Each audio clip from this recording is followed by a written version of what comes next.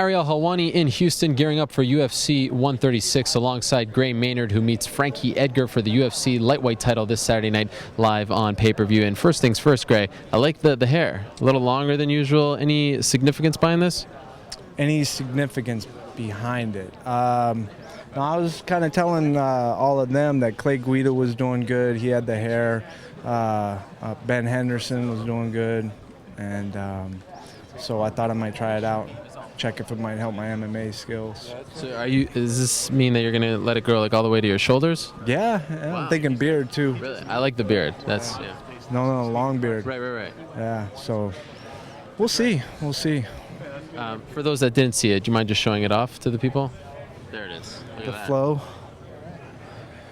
And then after this fight, I'm thinking about maybe a modeling career. Yeah, I've seen some shots of you. Move to Milan. Right, wow. Yeah, the runway, I feel good. Feel good in the cage, but the runway, that's Saying this could be your last fight ever. maybe not my last fight. Okay. I mean, I'm just not going to train as much. Right. You know, just kind of, I'll show up for every fight. Then this is a very important thing. It'd be worth a lot if you're modeling. You don't want to mess this up. I'll have to talk to Floyd, Right. check how to move, you know, not get hit. Yeah. We'll see. You know, it was interesting watching the countdown show, and obviously Frankie was there with his friends and family. You were in your kitchen, and just watching your demeanor compared to his, it feels to me like, you know, you're obviously coming into this fight thinking really that last fight was a loss. Like, that's the way you're treating it. Yeah. He's almost coming into it.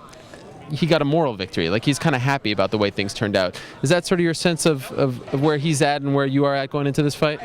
Well, I mean, he did do a good job. You know, he came back. He's a tough kid. You know, for me, yeah, it is a loss. It's not a win, you know. It was a draw. And, you know, as far as, you know, whoever there, you know, I don't have to have that.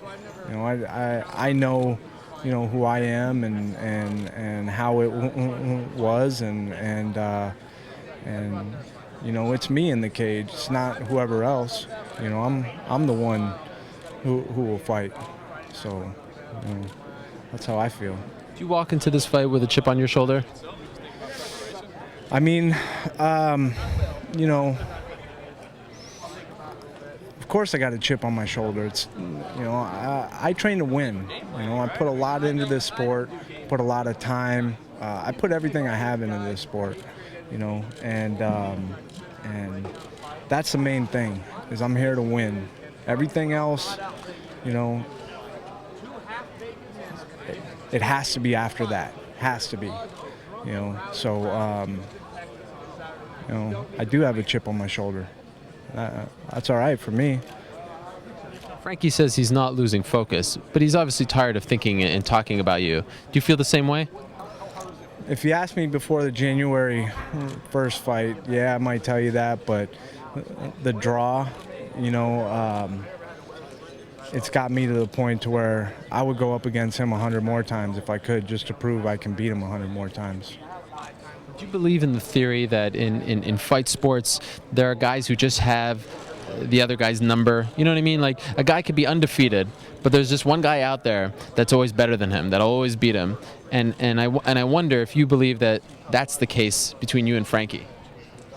I believe that's the case for everyone in this world. You know, somebody's always had your number. Maybe you don't have a chance to have them yet, or what. So for me, you know, I prepare for that. It's like, hey, this guy might have my number. You know, I got to be more prepared. You know, I mean, you know, it's still a fight, and he'll come prepared, and I'll come prepared, and you know, it's gonna be a scrap. You've obviously watched the fight, the second one.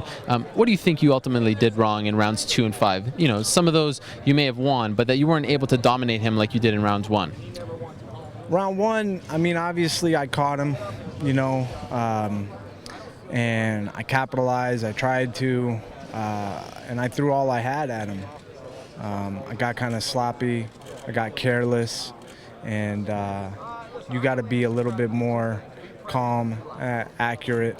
You know, I think I thought it was was over before it is over. So, you know, adrenaline was going, everything was going. Just felt as if I slowed down from 2 through 5. You know, I did.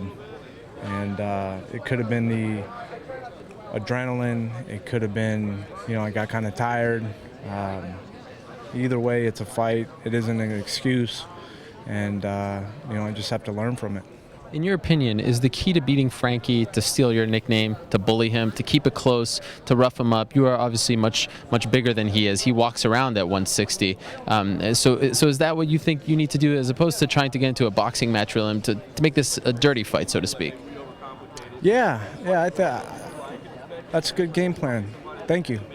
I guess I'll use that. If you win, I want you to give me props in the cage with Rogan. And 20%. Please. You said it, not me. Yeah. There's no contract. I don't believe in contracts. More of a gentleman's agreement. Handshake. Okay, here we go. Okay. Oh, wow. Great. I was very excited to shake your hand, and then he leaves me hanging right there. But that's it, right? Yeah. That's a good game plan. I'll go with that. All right. Well, good luck on Saturday night. Looking forward to it, and best of luck the rest of the way. Hey, man. Appreciate it, guys. That's a fancy. You like it? Fancy microphone. Dana liked it. He said it was fabulous. Yeah, it's fabulous. Fabu. It's a good word.